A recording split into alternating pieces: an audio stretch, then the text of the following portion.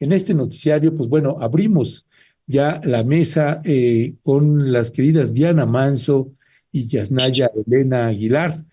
Diana Manso ya recuperó la voz, no así cabal, pero está muy cercana a eso, así que bueno, ya las estamos viendo ahí. Si pueden también, mi querida Yasnaya, que ya la estoy viendo, poner en horizontal ahí el celular, también para cuestión, ándale, muy bien, ahí están. Perdonen, es que tenemos mucha neblina y con neblina la conexión no es buena.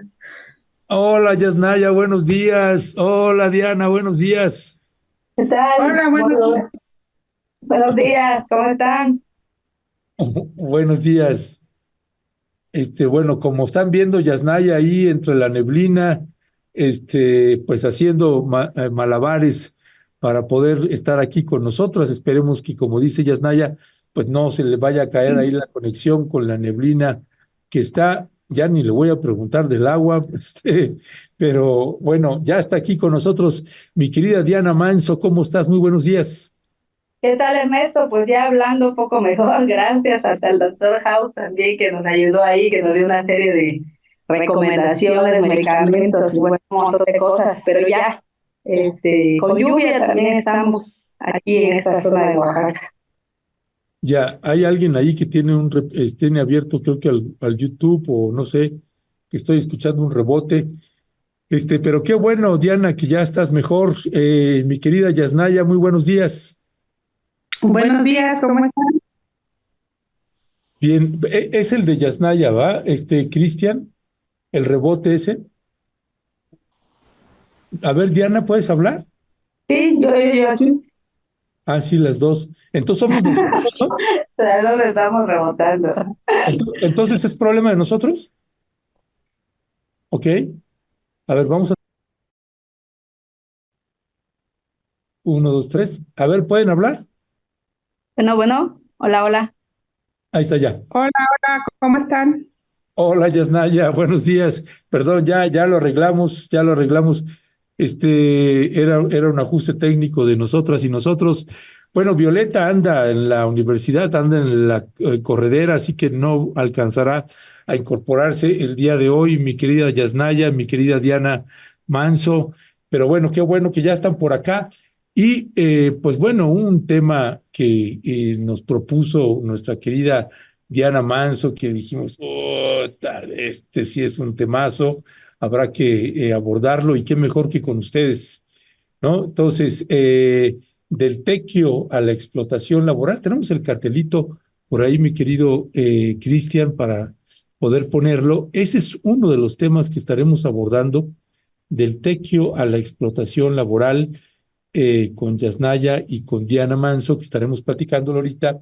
Y el otro tema también que esperemos que nos dará el tiempo es las consultas a pueblos indígenas cuando hay proyectos, sea el Tren Maya, el corredor interoceánico, transísmico, como usted le quiera decir. Regresamos ya, por favor. Entonces, mi querida Diana Manso, para quien te está escuchando y para tratar de entender a cabalidad, pues primero, lo primero, ¿qué es el tequio? ¿Cómo entender la dimensión del tequio en pueblos indígenas? Gracias, Ernesto. Pues a mí es un gusto estar aquí con Yasnaya, sabe que la admiro mucho. Y bueno, retomar este tema es porque precisamente hace una semana, unos 10 días, un colega periodista llamado Mario Cruz, precisamente el 5 de julio, él escribió un texto, ¿no? Que le puso, ahora le llaman tequio a la explotación laboral. Precisamente por eso surge este tema que te propuse el día de ayer, porque él lo nombra así precisamente, ¿no? Del tequio a la explotación laboral, él es oaxaqueño y publicó este texto porque precisamente hace unos días, después de que él publica, antes de que publique esto, se da un tequio, digamos, masivo en Oaxaca, propiciado por el gobierno de Salomón Jara Cruz. Y bueno, y decirte que la palabra tequio, pues es algo, digamos que es un trabajo no remunerado, no algo que no te pagan, ¿no? Por hacer y que en las comunidades indígenas, en los pueblos, se da mucho, ¿no? Ya hemos dado cuenta también de historias aquí donde se reúnen vecinos, colonos, para hacer el tequio de limpieza de alguna calle, de algún espacio público, o bien en una escuela, ¿no? Que también se da este tipo de trabajo no remunerado, donde no recibes dinero, pues, ¿no? Por limpiar, por, ya sea, por ejemplo, al hacer alguna festividad, y todos vamos al tequio, ¿no? Apoyar precisamente. Pero lo que se ha dicho es de que, o lo que él hace mención en ese trabajo, es precisamente de que, pues no nada más es utilizar las palabras por usarlas, ¿no? Utilizar estos conceptos o estas acciones que se hacen de los pueblos indígenas para decir, ay, somos un gobierno incluyente, somos un gobierno que está preocupado, somos un gobierno que retoma todas las vivencias o las acciones que hacen los pueblos indígenas para llevarlas a la realidad, ¿no? Él hace precisamente esta alusión de que el tequio pues es prácticamente llevado ahora por las autoridades, pues es prácticamente una explotación laboral, ¿no? Porque pues lo hacen en horas que son, por ejemplo, domingo, ¿no? Donde no hay no es jornada laboral y además no se les paga ese día, ¿no? A los trabajadores. Entonces dicen, ¿cómo es que podemos estar en un Oaxaca donde pues hay una amplia variedad cultural, amplia reconocimiento también, y sigan ocurriendo estas situaciones, ¿no? Donde solo por llamarle tequio ya estamos haciendo como una situación de que somos igual que todos los pueblos, ¿no? Pero eso no es verdad. Entonces, realmente tampoco se trata de utilizar este tipo de acciones, sobre todo desde el gobierno, para seguir explotando laboralmente pues a las y los trabajadores, sobre todo trabajadores que muchas veces los que no son de base pues no tienen un salario alto, ¿no? O sea, ellos si no van a trabajar pues les descuentan. Entonces, y muchas veces estos tequios pues son obligados también a ir, ¿no? Les toman asistencia, les toman su participación, les dicen quien no va pues va a tener un descuento cuando es un día domingo, no es un día que no es laboral, ¿no? Entonces, realmente lo que se está haciendo es este uso de estas memorias comunitarias, como es el tequio, pues ya se pierde, ¿no? Se pierde como ya es como cuando se habló lo del bastón de mando, ¿no? O sea, ya cualquiera puede tener un bastón de mando, ya cualquiera puede hacer ese tipo de actividades, ¿no? O sea, se pierde realmente la idea de por qué se hace un tequio desde los pueblos, donde los abuelos van con sus machetes, con sus rastrillos, van gozosos de ir a hacer un trabajo porque van a colaborar con la comunidad, no van obligados a decir, si no voy me van a descontar, si no voy no me van a poner asistencia. Entonces, como que utilizar, creo que lo que está haciendo el gobierno en esta parte es utilizar estos conceptos o estas acciones para decir de que Oaxaca pues está generalizado y lo tiene todo, ¿no? Cuando no es así. Gracias, mi querida Diana Manso.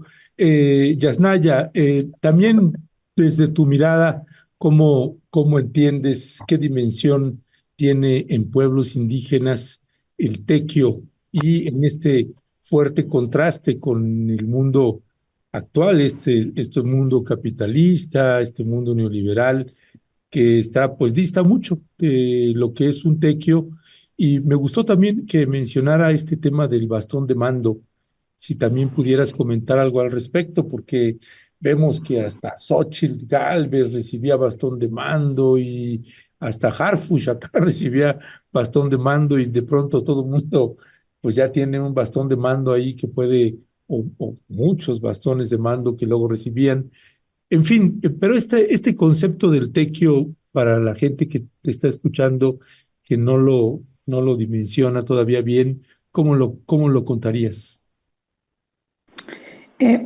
Bueno, yo creo que en el sur estamos muy acostumbrados a escuchar el tequio, ¿no? Y dar un poco por sentado. Entonces quería un poco también hablar qué es para que se entienda un poquito, porque también sea justamente con el título de la mesa, muchas veces se ha malentendido, ¿no?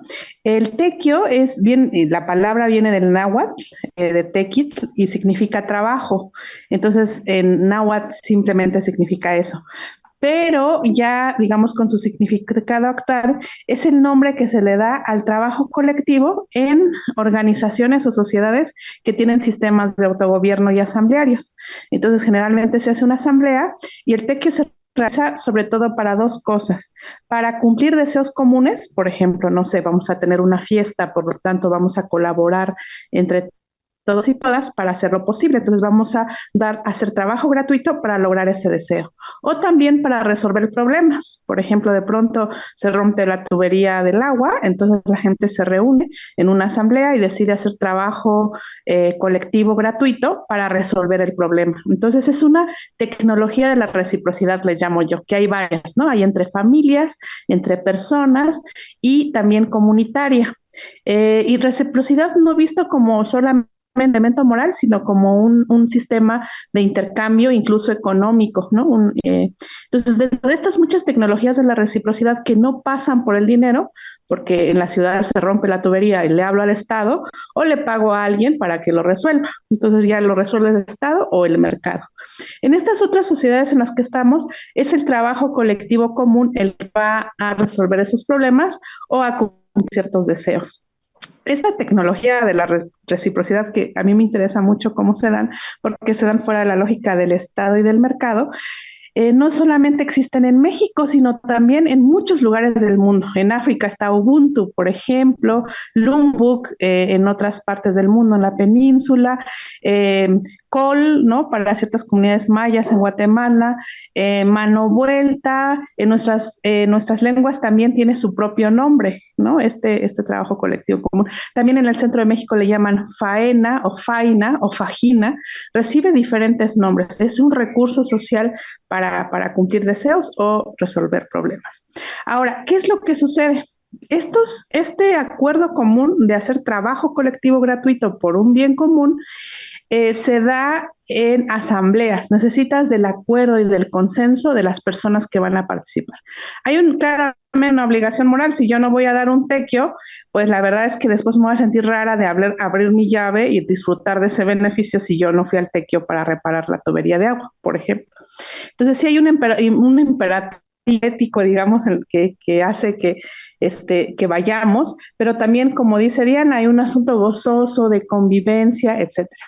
Esta tecnología de reciprocidad es lo que permitió a los pueblos sobrevivir 500 años. O sea, sin eso no habríamos logrado. Entonces es muy importante. ¿Qué es lo que sucede? Es que luego el Estado o el mercado captura esas ideas o ese concepto, porque ni siquiera captura, digamos, no es que replique el tequio, sino que captura las palabras y incluso en Oaxaca hay una secretaría que lleva el nombre de tequio. Y entonces lo que hace, como dice Diana, es obligar, o sea, esto no es parte de un consenso, no es que los empleados del Estado se hayan reunido en una asamblea y decidido hacer algo en domingo por un bien común, sino más bien son obligados bajo la idea del tequio, que es todo menos un tequio. Lo captura y lo cancela al mismo tiempo. Esto sucede con muchísimos elementos de los pueblos indígenas. Por ejemplo, unos amigos de pueblos indígenas de África me hablaban de cómo de Ubuntu, que sería, digamos, lo que se parece al tequio, esa tecnología de reciprocidad también fue capturada en las campañas políticas de allá. Entonces, no solamente lo hace con el tequio y al capturarlo lo cancela, pues, ¿no? Es todo menos tequio eso, sino que también lo hace con elementos como el bastón de mando. Un bastón de mando te lo ofrece, te lo da una asamblea para que tengas una responsabilidad otra vez de trabajo gratuito en el sistema de gobierno local y que representa la autonomía de tu comunidad con respecto del Estado. Pero hay un artículo fabuloso de un escritor mije llamado Mito Reyes en Gato Pardo, si lo buscan así, Mito Reyes, le ponen bastón de mando y ahí aparecerá porque ahora no recuerdo el título, hace una revisión histórica de la captura del bastón de mando, que sobre todo sucede desde el priismo, ¿no? Desde el priismo setentero que se crean organizaciones indígenas, campesinas a modo del régimen y estas se entregan bastones de mando. Entonces, es parte, creo, de la captura generalizada de elementos simbólicos y concretos de pueblos indígenas para uso simbólico del Estado. Ya, muchas gracias, mi querida Yasnaya. Diana Manso, no sé si en el TEC, ahorita escuchándolos a ustedes dos, y aquí sí lo pregunto porque tiene que ver con que yo desconozco sobre esta parte, si el tequio, como concepto de tequio, tiene algún vínculo o relación en materia de justicia. Se aplica el tequio en materia de justicia, pensándolo también en una cuestión es que pienso en algunas cosas que me tocó vivir y conocer en el estado de Chiapas, en otra entidad federativa con municipios autónomos que pues decidían, ¿no? En el marco de su autonomía, ejerciendo la libre determinación como pueblos indígenas, pues ejercían sus derechos también en materia de justicia, que decían no vamos con la autoridad oficial, vamos con las autoridades autónomas, y en algunos casos los escuchaba hablar también como en la concepción del tequio en materia de justicia. No sé si en Oaxaca también se llegó a concebir desde ese lado o no. Gracias. Pues yo creo que lo como dice Yasnaya, ¿no? O sea, el tequio es una palabra de gozo, de común, y que la asamblea es la que lo decide. Por ejemplo, ¿no? Si, no sé, ocurrió un incendio, un ejemplo, ¿no? Se quemó algún mueble y todo, y dice, pues, ¿para qué esperamos al Estado a que venga? Mejor nos organizamos nos en tequio, limpiamos el lugar, le damos otra forma. Y también, por ejemplo, para acompañar, por ejemplo, alguna situación de corrupción o alguna situación de abuso. O sea, no podemos, quizá, por ejemplo, en el Istmo se le llama guendalizá, ¿no? Puede llamarse guendalizá, guendaracané, que es una cosa también de justicia, como de ayuda mutua, pues, ¿no? Ayuda, Pero, ¿no? Gendalizar, ¿verdad? Gendalizá o el Gendaracané. Gendaracané es cuando, por ejemplo, haces una fiesta o tienes un acto así de justicia también de que, no sé, hubo un abuso, ¿no? Entraron a robar a tu casa y necesitas el acompañar, ¿no? De la gente que te pueda llevar punto al Ministerio Público, todo. Entonces, esa es como la ayuda, pues, que llegan a darte ese cobijo, ese apoyo y vámonos juntos, ¿no? O sea, no se utiliza tanto como la palabra vamos a hacer tequio para ir allá a hacer Ajá. justicia, no, pero, Es o sea, ahí otro término. utilizamos como otra palabra, pero finalmente el tequio es eso, ¿no? O sea, hacer las cosas de una forma justa y equitativa, igualitaria, colaborativa, colectiva, ¿sí? Mm. Entonces, ahí utilizamos como otros términos, ¿sí? Ya. Para nombrar Mm. ese hecho de justicia, pero finalmente el tequio pues es un acto de justicia, ¿no? Porque lo hacemos desde nosotros mismos, ¿no? Nosotros decidimos en qué momento vamos a hacerlo, ¿no? Como decía yo, ¿no? Que vamos a limpiar la escuela, ¿no? Bueno, no vamos a esperar a que venga la autoridad o la regiduría de educación a hacerlo, ¿no? O sea, los padres se organizan y vamos a hacer un tequio dominical para limpiarlo, para organizarlo, ¿no? O algún espacio público que esté lleno de arbustos y todo. Entonces es un acto como de justicia y de fe que se le da en ese momento, Ya. pero no le llamamos en ese Sí. momento tequio, ¿no? Tienen otras palabras, pero finalmente también se puede utilizar, ¿no? Pero no, por ejemplo, en la zona del Istmo no es tanto porque nosotros nos regimos más por el sistema de partidos políticos en el Istmo. Sí, solo San Mateo del Mar sí se rige por el tema del sistema normativo interno, que son usos y costumbres, y ahí la asamblea decide qué va a hacer, ¿no? La asamblea decide cuáles son los alcaldes que van a estar, cómo se va inclusive para las fiestas patronales, ¿no? Ya viene, por ejemplo, una fiesta patronal, se organizan para utilizar la palabra en el tequio, ¿no? Quizá lo que dice Yasnaya, ¿no? En otras regiones de Oaxaca, como la Mixteca, la Sierra, son más municipios que están regidos bajo el sistema normativo interno y ahí pues se ve el acto más de esto que estamos hablando, ¿no? Del tequio, del bastón de mando, de otro tipo de acciones que son comunitarias, ¿no? Y que son colectivas para el bienestar y el bien común de todos los que vivimos en ese entorno, en ese pueblo, ¿no?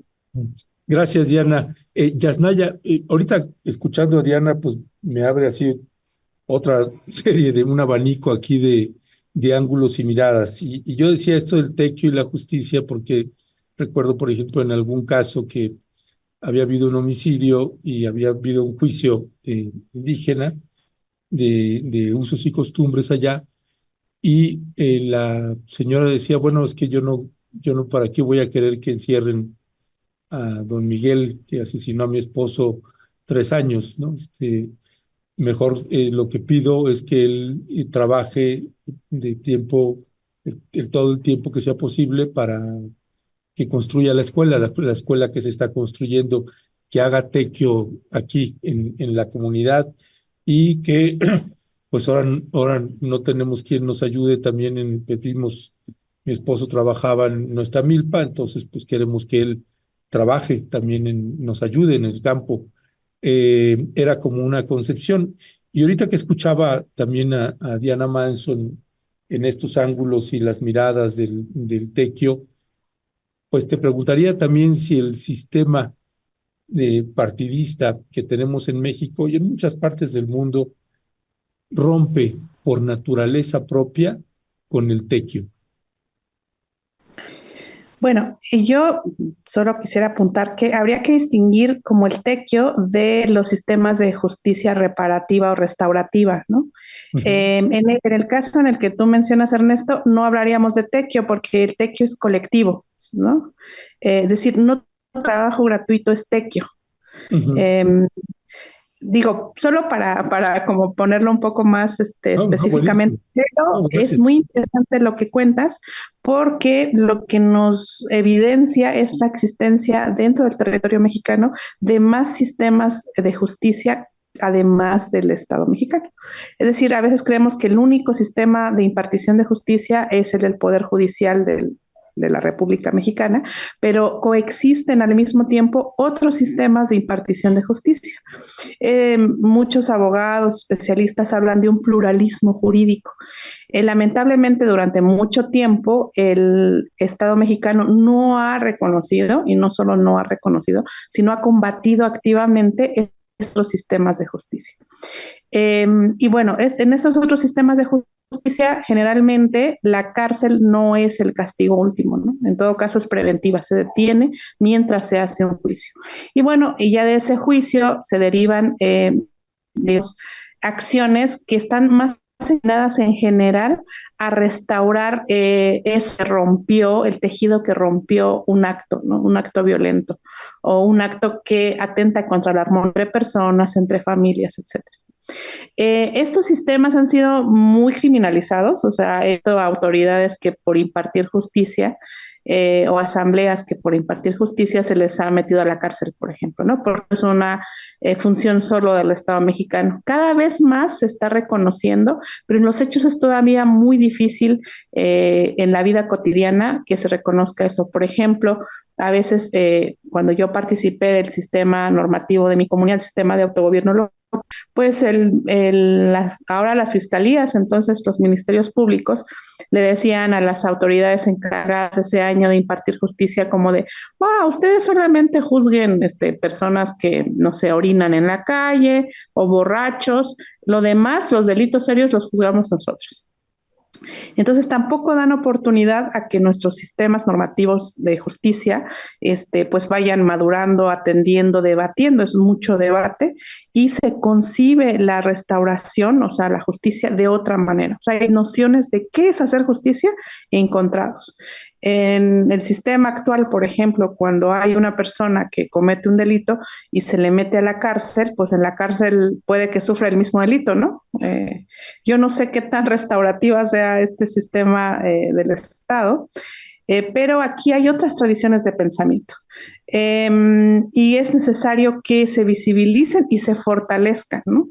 Generalmente se ve a los pueblos indígenas como violadores de derechos humanos, en gran parte porque no se les ha permitido, digamos, no se les permite ni siquiera ejercer y porque hay un gran desconocimiento y se ve desde la lupa del racismo.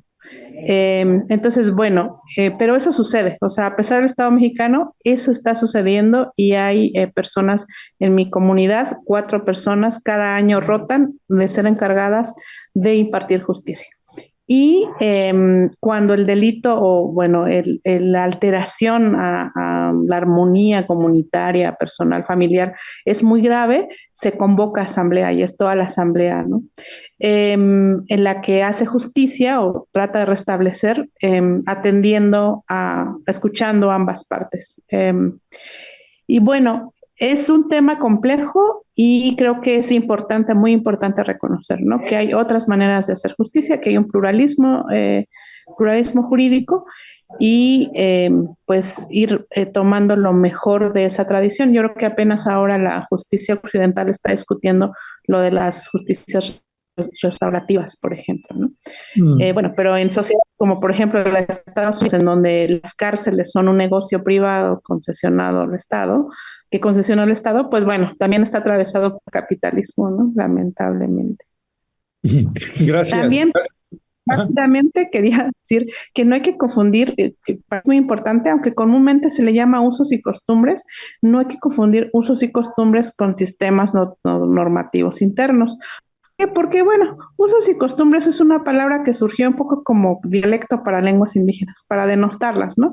Es como si nosotros tenemos un sistema de justicia, tenemos un sistema de gobierno, un sistema político, y ustedes nada más tienen usos y costumbres. Usos y costumbres los tiene todas las sociedades humanas, ¿no? O sea, en la Ciudad de México, por ejemplo, en una boda, veo que se le quita en cierto momento de la boda una prenda de ropa interior a la novia que luego se avienta, ¿no? Ajá. Ropiguero o algo así. Eso es un uso y costumbre de la Ciudad de México, hasta donde yo lo veo. Las sociedades del mundo tienen usos y costumbres. Y también existen los sistemas políticos y normativos. Uno es el Estado mexicano y existen otros. Y esos, nosotros tenemos otros sistemas que, bueno, están siendo, ya retomando tu pregunta, amenazados por el sistema de partidos políticos. Eso sí es muy claro, por lo menos en mi contexto, que uno de los elementos que rompe con la comunalidad serrana, en este caso, es la influencia de los partidos políticos. Las personas empiezan a responder más a lealtades a partidos que, por ejemplo, a la comunidad. Hay una gran cooptación y eso lo hacen todos los partidos políticos. Una persona aquí mayor de mi comunidad que había pues dado todos los cargos, una persona con mucha experiencia, un sabio de la comunidad, nos repetía y una otra vez, recuerden que los partidos parten. Claro, bueno, pues sí, y vaya que sí han partido pueblos, comunidades, ciudades, economías y demás, mi querida Yasnaya, y muchísimas gracias por la precisión de lo de los sistemas normativos. Pumpa SOC, Enter, anotado está mi querida Yasnaya. Diana Manso, el martes pasado aquí con Yasnaya platicábamos también acerca del tema de la consulta. Violeta abordaba el tema de la consulta, Yasnaya comentaba un poco al respecto. Y hay dos proyectos pues emblemáticos en esta administración y de los consentidos de esta administración, como es el corredor interoceánico. Ahí lo tienes tú, precisamente les tocó a ustedes documentar, te entrevistamos en varios momentos sobre el tema, y está el Tren Maya.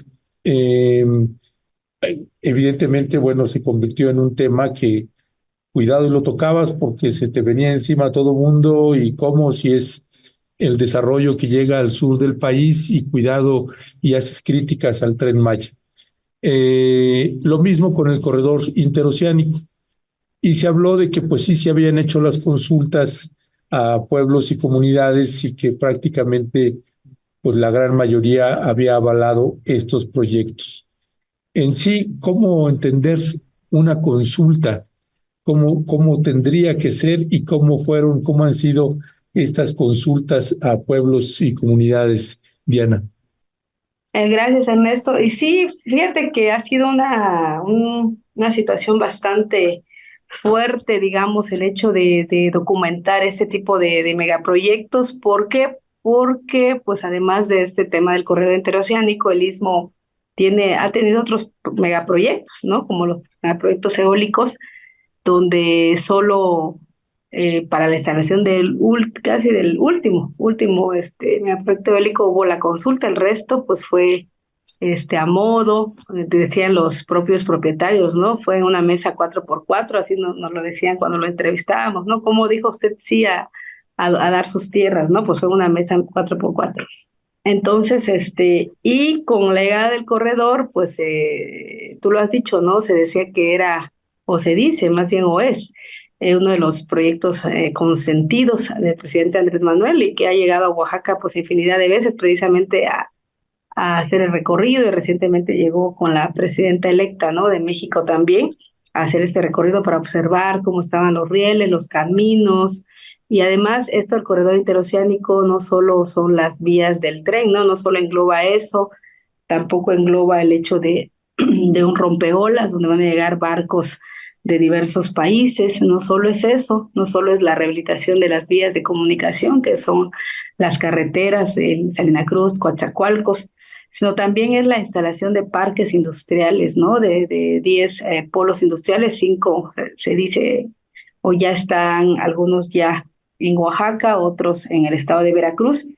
Pero llegar a esta consulta, a este modelo que se decía de consulta, que realmente vamos a preguntarle a la gente, vamos a hacerlo, pues no se hizo, ¿no? Prácticamente lo que ocurrió aquí fue un acarreo de personas, un cúmulo de personas que llegaban en carros, que llegaban en camionetas así en redilas, ¿no? Y que pues eran afines a políticos, ¿no? De la región. Casi casi decía, tú tráeme a 100 gentes, tráeme a 50, tráeme a 20, tráeme a 30, y muchos ni siquiera sabían qué votaban o qué alzaban la mano, porque fue una consulta así abierta de alzar la mano. Yo fui a varias de ellas, fui a observarlas, a preguntar y ver, y realmente pues fue una consulta de acarreo, ¿no? Yo no le puedo llamar consulta, puedo llamarle como un acto ahí de acarreo, así lo puedo nombrar, porque no, ni siquiera, además de que la persona que hablaba, que contaba de qué se trataba el proyecto, pues tardaba muchísimo, ¿no? Entonces, y en eso de decirles los pros, los contras, pues ya aburría a la gente lo quería era ya irse, porque pues no, ni sabía a qué venía, ¿no? Muchos decían, no, pues a mí me trajeron porque pues, me dieron un terreno por ahí y tengo que venir para sumar nada más, ¿no? Entonces, y al documentarlo y publicarlo, pues muchos funcionarios sí se molestaron, ¿no? Muchos funcionarios dijeron, no, es que eso es mentira, ¿cómo están diciendo eso? Pero realmente eso ocurrió, ¿no? En todos, en todas las consultas, y además era de hablar, de decirse cosas, de no llegar a nada bueno, ¿no? Porque además se insultaban también en cierto momento, ¿no? En esas asambleas o esas dichosas asambleas que ellos dijeron que hicieron, porque sí las hicieron, pero solo las hicieron con gente afín a ellos, ¿no? Gente que obviamente pues iba a aceptar lo que ellos imponían o lo que ellos dijeron, y realmente pues se avalaron, se firmaron, y pues pero la realidad que vive el Istmo de Tehuantepec es esa, ¿no? Donde nos han dicho que el progreso va a llegar, que todo va a estar obviamente de lujo, vamos a vivir como los mejores países del mundo, pero nuestra realidad es otra, ¿no? Aquí lo que vivimos es mucha violencia, la violencia ha crecido, se ha militarizado también la zona, o sea, tú por donde voltees hay muchos militares, y mucha gente lo ve por el hecho de decir, no, bueno, pues nos cuidan, ¿no? Está bien, pero realmente pues ellos vienen prácticamente a cuidar esos megaproyectos, ¿no? Esas obras, y el hecho de decir va a detonar el sur, ¿no? Va a tener mayor trabajo, mayor empleo, pero realmente ha sido una situación de mucho conflicto interno, ¿no? Entre los propios pueblos, entre las propias comunidades, entre los propios pobladores, inclusive familiares, ¿no? Porque en el caso de los polos industriales, la gente vendió sus tierras, ¿no? No como los parques eólicos que son arrendatarios, ¿no? Aquí las tierras ya no son de los campesinos, ya se vendieron al Estado mexicano, y ellos son dueños de alrededor de, ¿qué te puedo decir? 3,000 hectáreas, porque por cada parque eólico son alrededor de 500 hectáreas, por cada parque industrial, perdón, son alrededor de 500 hectáreas. Entonces realmente estas consultas pues fueron a modo, fueron realmente diseñadas precisamente para que la gente que es afín a un partido fuera y lo avalara, ¿no? Y le preguntábamos, por ejemplo, a la gente del mercado, ¿y a usted no le hubiera gustado que le consultaran? Y me decían, sí, pero ¿en qué momento voy a ir, no? O sea, también no hubo esas consultas de ir hacia los lugares, que era lo que muchos, digamos, defensores del territorio decían, ¿por qué no en lugar de que se haga en un espacio, ¿por qué no mejor se van a los espacios donde la gente está concentrada? En el Istmo, pues los mercados están llenos de mujeres, de personas. Dice, ¿por qué no van mejor a los mercados? Y ahí les preguntan, ¿no? Les cuentan del proyecto y la gente se dice que sí, porque la gente no se va a mover, no va a dejar su trabajo diario, que es lo que come con lo que recibe un ingreso, para poder escuchar una consulta que duraba de 3 a 4 horas.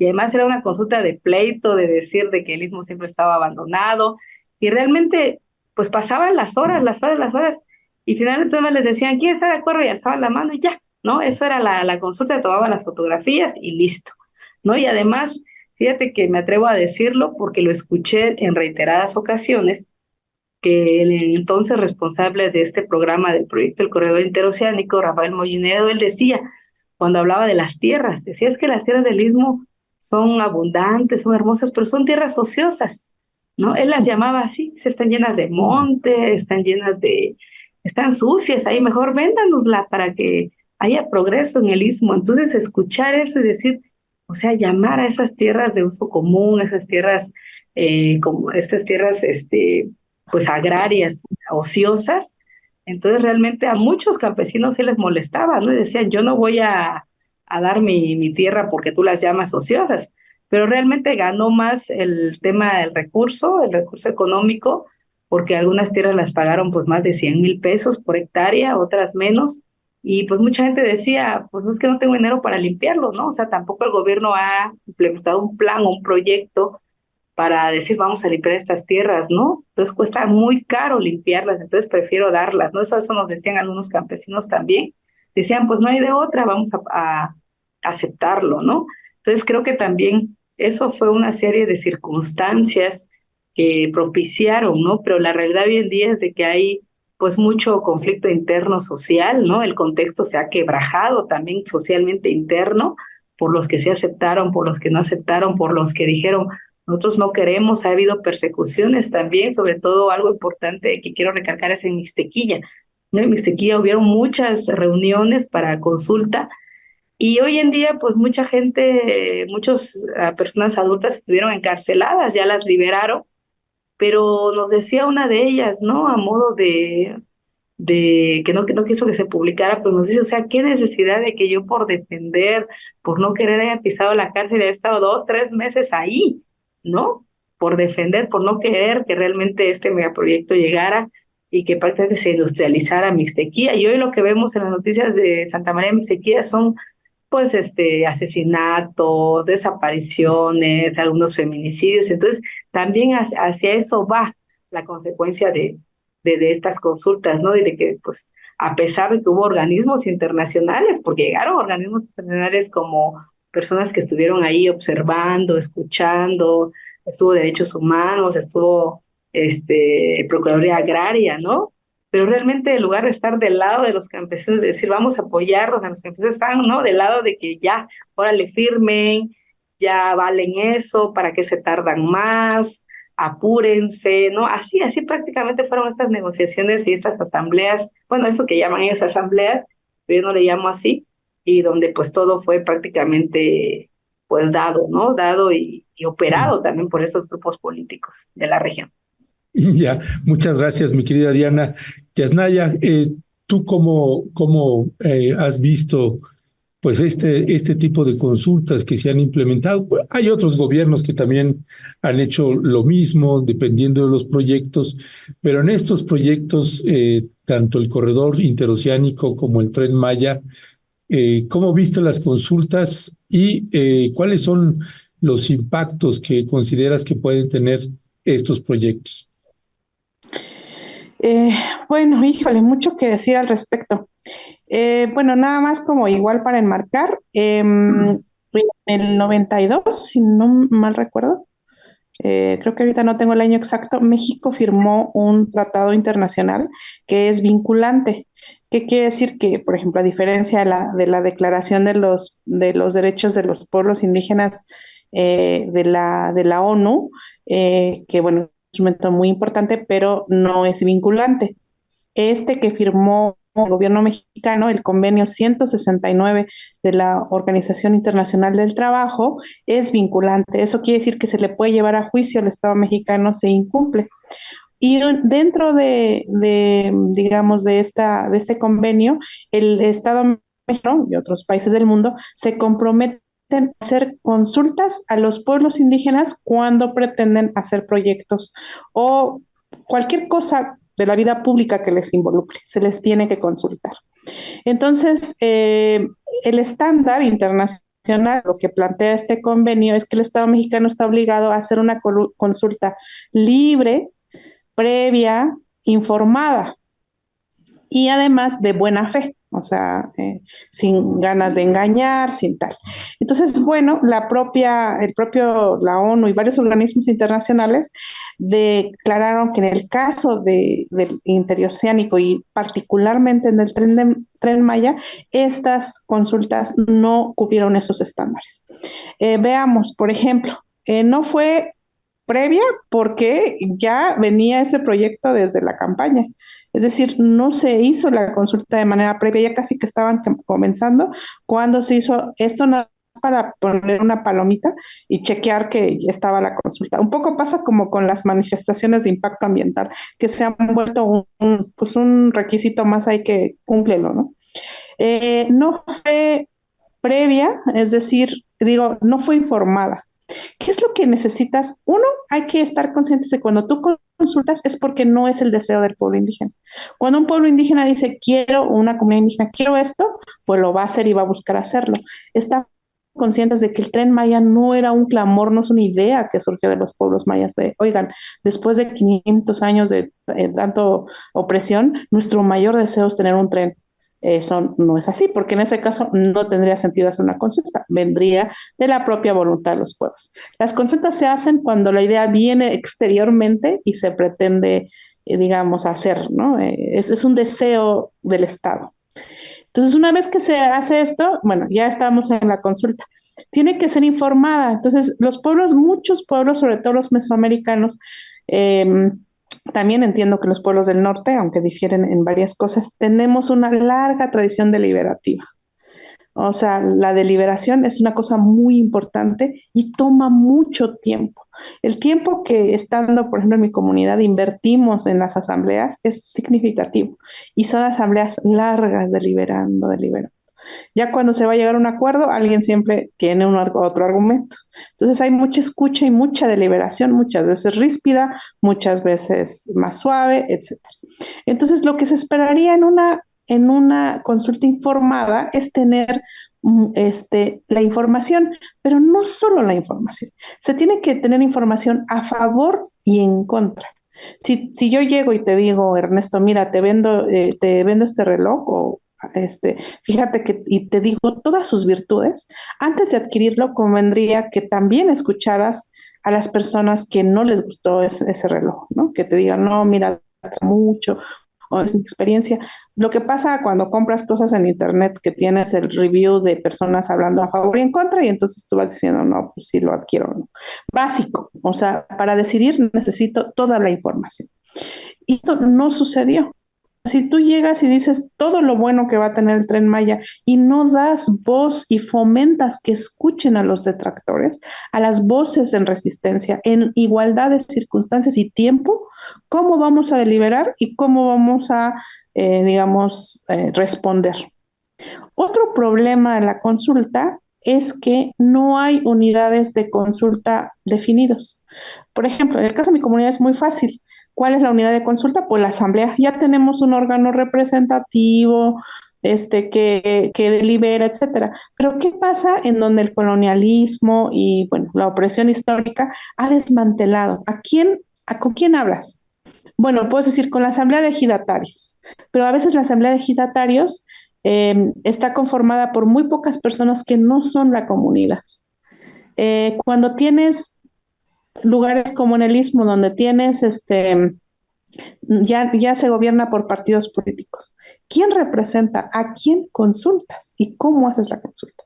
La consulta evidentemente va a ser distinta en mi comunidad, donde tienes la asamblea tendría que deliberar y decir, a la península Maya. ¿Cuál es tu unidad de consulta? Es fundamental. Y bueno, en muchos casos consultaron ejidatarios, que son los que tienen el derecho, digamos, sobre la tierra, pero que no conforman a la comunidad completa, que es la que va a ser afectada. O sea, hay mucha gente que forma parte de la comunidad, pero que no es ejidataria, por ejemplo. Bueno, entonces, en estas complicaciones no se ha pensado ni siquiera. Lo único que se hizo en mi experiencia, en el caso en el que pude estar, fue, y que tengo más cerca, se llaman a las autoridades que son, pues sí, nuestras autoridades elegidas por asamblea, muchas veces, pues ellos piensan que van a una, digamos, pues sí, a una reunión con el gobierno, llevan solicitudes de necesitamos esto, esto, lo otro, y se les habla en un día o dos, un día y medio o dos, se les habla del proyecto, de todas sus bondades y se les pide votar sin que estas autoridades hayan ido a sus asambleas, regresado a decir de qué se trata y votado de regreso. En un caso en la Sierra Norte que me pareció muy interesante, las autoridades comunitarias le dijeron a quienes implementaban la consulta, les dijeron, ustedes no tienen por qué consultarnos, nosotros nos vamos a ir a autoconsultar y luego les traemos la respuesta. O sea, ustedes no tienen que organizar, ya tenemos las asambleas para hacerlo. Entonces, y por otro lado, otra cosa fundamental es que en el caso del Tren Maya es risible el material que estaba en Maya, de verdad. Yo lo vi, eran como unos cuantos folletitos traducidos, con además un nivel en el que no has invertido en alfabetizar en Maya, ¿no? Como debería ser. Bueno, es de risa esa información. En el caso de la información en Mije, pues inexistente, por ejemplo, para el caso del Mije Bajo, en donde tuvieras información ya sea en forma de cápsulas, etcétera. Ya no digamos en contra, a favor de tu proyecto. Entonces, en 2 días se hacía la consulta y listo. Eso no cumple, pero para nada, en absoluto, los estándares internacionales. Eso no es una consulta. Y yo pienso, en andar consultando sobre los proyectos que quieres hacer, ¿por qué no escuchas muchas de las inquietudes y los deseos de los pueblos, donde ni siquiera sea necesaria la consulta, porque esos proyectos emanen de esos deseos profundos, históricos, necesarios, y donde se delibere, ¿no? Profundamente en la tradición deliberativa de nuestros pueblos y no en los estándares urgentes de proyectos que ya han sido sancionados, proyectos que ya se van a hacer sí o sí y que nada más necesitas ir con la palomita y decir que hiciste una consulta, que es todo menos cómo debería ser. Ya, gracias, Yasnaya. Hay comentarios que me gustaría leer ahí, Diana y Yasnaya. Dice Violeta Gatti, estoy enamorada de esta mesa, se las agradezco de corazón. Ahora es mi mesa más esperada de la semana. Moisés Cepeda, ¿qué proyecto hubieran propuesto ustedes para mejorar la calidad de vida de la gente? Marcela Vargas Peña, los trenes no pasan por las pequeñas comunidades. Si así fuera, la gente se pudiera desplazar más fácil y rápidamente, por ejemplo, para acudir a servicios médicos. Eso es lo que hace falta, dice Marcela Vargas Peña. José Luis Blanco, las asociaciones formales de profesionistas oaxaqueños dejan mucho que desear. Derham dice, bueno, es que Derham preguntaba también, hacía pregunta, pero bueno, dice, ya me la respondieron. Dice Francisco Flores, y el gobierno chilangocentrista de Sheinbaum, las cosas no van a cambiar mucho porque no entienden la realidad del país, solo conocen la localidad. Teresa Camas, los políticos actualmente reivindican las culturas mexicanas porque están llamando al turismo internacional a través de sus megaproyectos. Sin embargo, no han escuchado las voces de las comunidades. Y sí, Derham dice, bueno, tanto Yasnaya como Diana contestaron mi pregunta, la consulta sobre el tren fue pura simulación. En fin, hay comentarios, hay gente que dice, ¿cómo que no aceptaron? Ya quisiera yo que por aquí pasara el Tren Maya. Hay comentarios de todo tipo en ese sentido. Yo preguntaría también en esta parte, porque, por ejemplo, dicen, bueno, y pues, ¿por qué no los movimientos también ambientalistas no han planteado, por qué no se quejaron de todos los hoteles, por ejemplo, proyectos de empresas que también pusieron pilotes, que también devastaron y no sé qué? Y ahí de pronto, pues sentimos que se desvía el fondo de la discusión o del debate.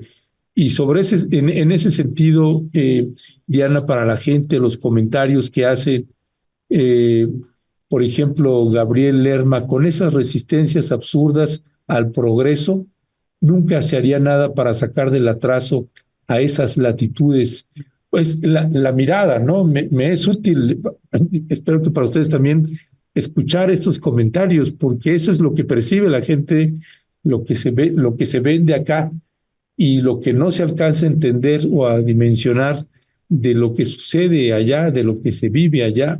Platicábamos en algunas comunidades, decían, pues ¿por qué no mejor construyeron unos hospitales que acá en kilómetros y kilómetros no hay clínicas, ni hospitales, ni doctores, etcétera, etcétera? En fin, hay muchos ángulos desde donde mirar esto. ¿Qué responderías de los comentarios que escuchaste, Diana? ¿Algún tema que quisieras puntualizarle o precisarle a algunas de las gentes que amablemente nos están escribiendo?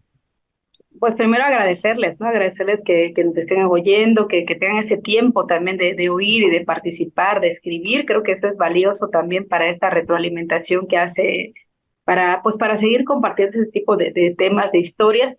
Y obviamente, no es la primera vez que escuchamos que dicen es que el oponerse es, no quieren el progreso, no quieren el desarrollo, quieren seguir ahí hundidos, ¿no? Como se dice, ¿no? Y además recalcan esa parte del sur, ¿no? Sobre todo ahí en el Istmo, ¿no? Donde dicen, bueno, pero lo que también dicen las comunidades es de que pues no ha llegado el progreso no ha sido para todos, no es parejo, ¿sí? O sea, por ejemplo, en este caso del tema interoceánico, pues la consulta se quiso, o sea, se pensó que se debería hacer a toda la comunidad, pero no, se hizo a solo unos cuantos, y esos son los que deciden muchas veces qué va a pasar con el futuro del Istmo, ¿no? Pero la gente que hoy, por ejemplo, ya no tiene sus terrenos, o por ejemplo David Salazar, ¿no? Que es un campesino de Puente Madera que por decir, oye, no quiero que ocupen el Pitayal, que es una zona de reserva comunitaria, donde ellos hacen cacería responsable, donde extraen lo que es leña para que hagan sus totopos, la que es una tortilla, que por cierto aquí la tengo, que es una tortilla típica del Istmo. Es la gente que vive de eso, ¿no? Que no tiene un salario, pero que sí ama sus recursos naturales, sus espacios. A ellos sí les duele que llegue un parque industrial asentado en ese territorio y que ya no tengan otro espacio donde extraer esta materia prima para hacer su trabajo. Entonces, creo que nos hace falta también entender esta parte comunitaria, ¿no? El que David haya estado cuántos días encarcelado o perseguido o criminalizado, ¿no? El que no pueda salir de tu casa y que te digan, no, es que tú eres, que te llamen inclusive, por ejemplo, a los eólicos que le llaman antieólicos, ¿no? ¿Qué es esto? O sea, ¿de dónde salen esos calificativos que te ponen, ¿no? Esta serie de criminalización también, y que abona también esto al Estado, ¿no? Entonces, es simplemente decir, o por ejemplo, que entre familias ya no se lleven porque yo tenía la mitad del terreno y tú tenías la otra. O sea, pueden ser cosas tan insignificantes o pueden ser cosas tan pequeñas para mucha gente en el exterior, ¿no? Pero para las comunidades significa mucho porque en una comunidad nos conocemos todas, todos, todes.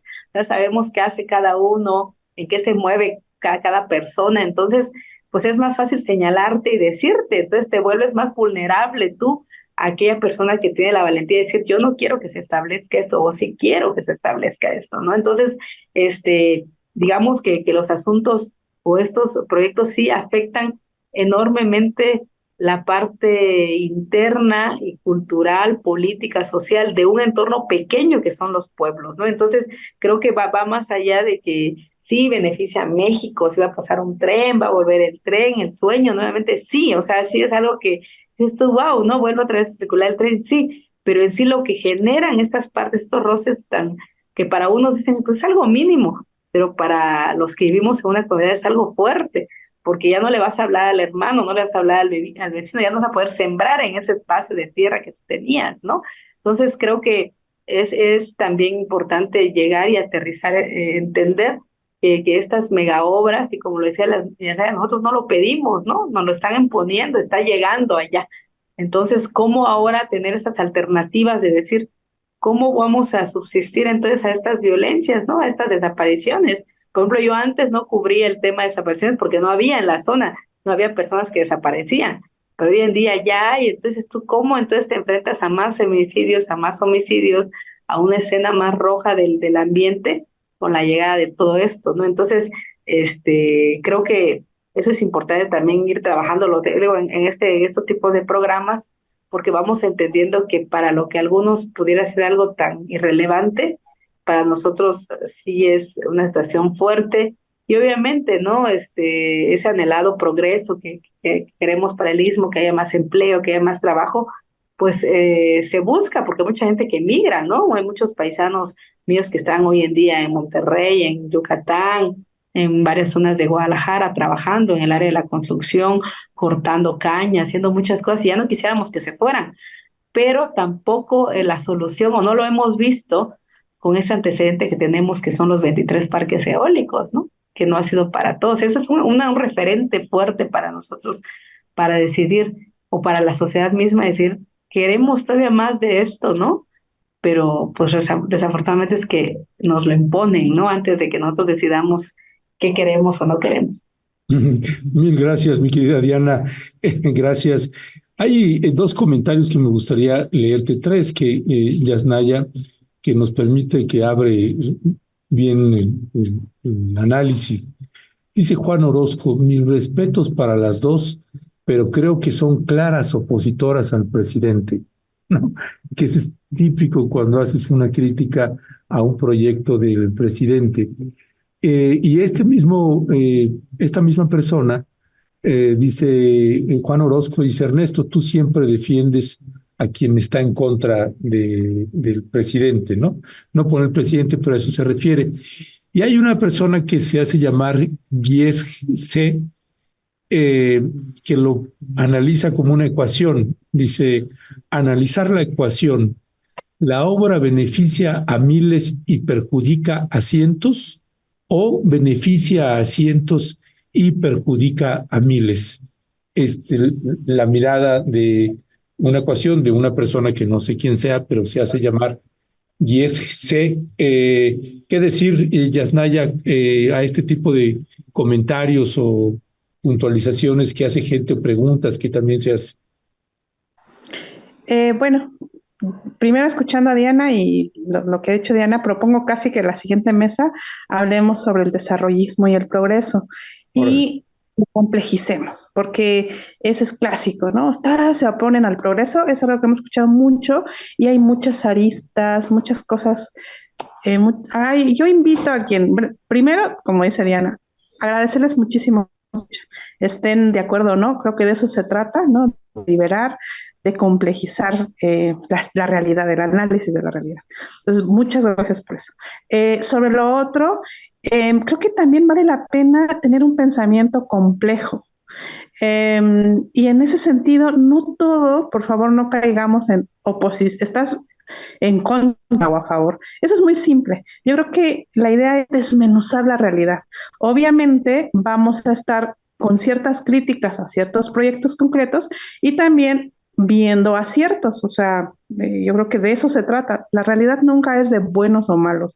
A veces yo creo que las novelas nos han hecho mucho daño, el protagonista y el antagonista. La realidad siempre es mucho más compleja, rica, contradictoria. De lo que quisiéramos. Entonces yo creo que agradezco mucho esta mesa porque de eso se trata.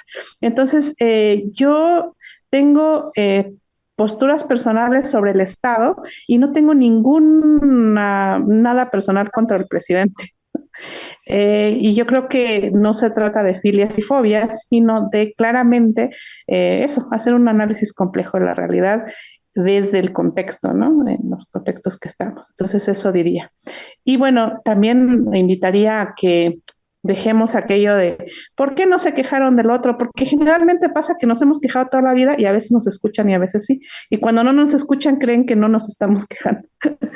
Y bueno, pues eso, agradecer mucho, porque yo estoy ya cansada de que me dicen, y no dijiste nada de tal cosa, entonces ahí les mando la liga, no, sí, fíjense que sí dije, y es muy cansado estarlo diciendo. Ah, ya, ya, pues Yasnaya, muchísimas gracias. Llevamos bastante tiempo. Vaya, sí, sí, nos ha tocado, entendemos perfectamente a lo que te refieres. ¿Y por qué no lo dijeron con Peña Nieto? ¿Y por qué no lo dijeron con Felipe?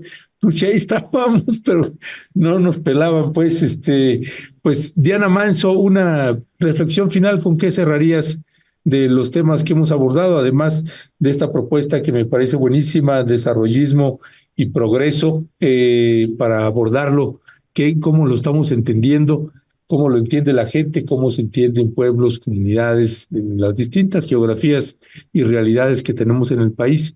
Diana Manso, ¿con qué cerrarías? Pues yo cerraría con que no estamos en contra, bueno, yo no estoy en contra del presidente y obviamente lo que uno comparte acá es lo que uno vive, ¿no? Lo que uno vive en las comunidades, lo que uno aprende también de las personas, lo que uno va oyendo, lo que uno va diciendo, ¿no? Porque es distinto estar desde tu escritorio, así como que opinando, o desde tu comodidad también de trabajo, ¿no? Entonces creo que el salir te enseña como muchas cosas y creo que ese tipo de mesas es para eso, ¿no? Para platicar, para decir, bueno, así está, este es el punto de vista que se vea de este lado, pero también el discutir, ¿no? Pues, por ejemplo, ¿no? Una de las concesiones que ha funcionado bastante interesante, que fue una concesión que se le dio a Copuda, ¿no? Que es uno de las agrupaciones de Oaxaca, donde, pues, gracias a esa concesión colectiva, que es la primera que tiene el país, pues esas comunidades pueden usar el agua para regar sus plantas y ya la Conagua no les cobró muchísimo dinero, ¿no? Entonces, eso es un beneficio que se dio a partir de las consultas, ¿no? Y que ahí funcionó, esto se hizo aquí en la región de los valles centrales de Oaxaca. Entonces, creo que no todo es malo, ¿no? Se trata simplemente de hablar de estos megaproyectos que están obviamente afectando el territorio, afectando el medio ambiente y quizá dejando también cosas, ¿no? Y creo que es lo que hacemos, ¿no?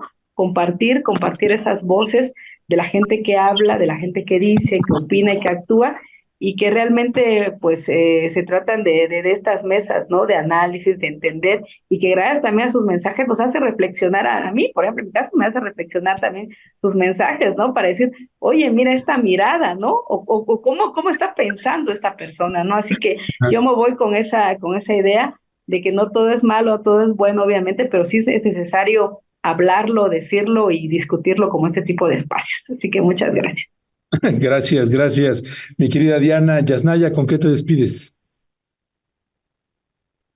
Igual con ese agradecimiento, de verdad, gracias por regalarnos su tiempo, por escucharnos. Gracias a Rompebien por la invitación. Y eso, muy, muy agradecida con todos los comentarios porque implican que nos escuchan. Sí, sí, que dice Lilia Cuapio, qué par de mujeres maravillosas, pensadoras, críticas, valiosísima esta mesa. En fin, bueno, una mesa verdaderamente muy, muy celebrada, cosa que agradecemos mucho. Carlos García Azuara, mujeres maravillosas que nos abren todo un mundo realmente humano y no cosificado como nos han acostumbrado. Un gran abrazo a todas ustedes. Viva la libertad de expresión, dice Ajax Resendiz. En fin, y bueno, corazones, gracias Diana y Yasnaya. En fin, gracias siempre, querida Diana, gracias siempre, querida Yasnaya. Nos estamos comunicando. Y yo nada más añadiría, si es que nos da tiempo en la otra mesa, porque ya con los temas que puso Yasnaya, pues otro tema que me gustaría que a ver si podemos abordar es los programas sociales, cómo se entienden y se viven los programas sociales de esta administración, luces y sombras desde donde se pueda mirar y desde donde se viven. Así que, Yasnaya, Diana, un fuerte abrazo, muchísimas gracias y nos vemos el siguiente martes. Gracias. Nos vemos, hasta luego. Gracias, un gusto, Jazz, un gusto, Ernesto, gracias por tanto aprendizaje. Gracias, linda mesa, gracias de verdad. Y qué bueno que ya se está mejorando Diana Manso, ya hoy sí habló, qué bueno. Y gracias al doctor House que ahí hizo su chamba también. Hasta pronto, gracias, compañeras. Hasta pronto, gracias. Bueno, pues sí, la verdad es que nosotros celebramos muchísimo esta mesa, estamos muy contentas y contentos con que se haya dado esta mesa así como está.